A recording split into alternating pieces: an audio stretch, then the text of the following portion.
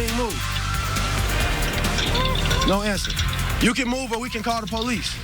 A student who was forced to face police after a professor called officers to his classroom helps to rally for change. We first showed you this video of the incident recorded by a classmate last Tuesday. Hundreds of Ball State students attended a campus walkout today, voicing their concerns and standing in solidarity with the student at the center of what happened.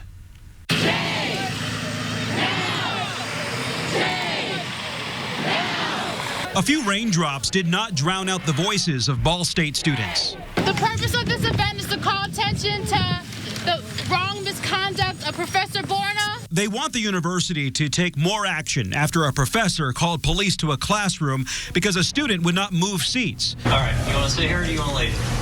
He's been on the lesson the whole time. He's been on our work.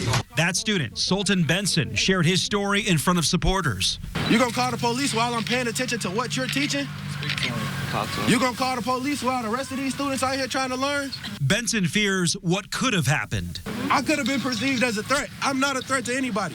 Classmates like Drew Panky Wallace and Nija Jones agree and say the issue is much bigger than one incident. It's a pretty big deal if you think about it in like the overall big picture. You know, something like this happening. Ball State is the school I go to, and for something like this to happen to a student at a school that I go to, and this is supposed to be a school of diversity, I just felt like that wasn't being lived up to with the actions that were taken. Fellow students were not the only ones in the crowd. Professors and even the university president showed up.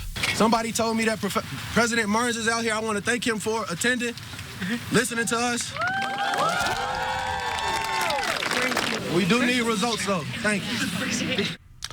Well, a Ball State spokesperson tells RTV6 University President Jeffrey Mearns is not releasing any additional statements at this time regarding the video or walkout. But last week, he sent a letter to students calling on the professor's decision to call police, quote, a gross error of judgment, and it was simply an unwarranted overreaction. Well, the letter also says university leaders met with the professor and, quote, established corrective actions, including appropriate training.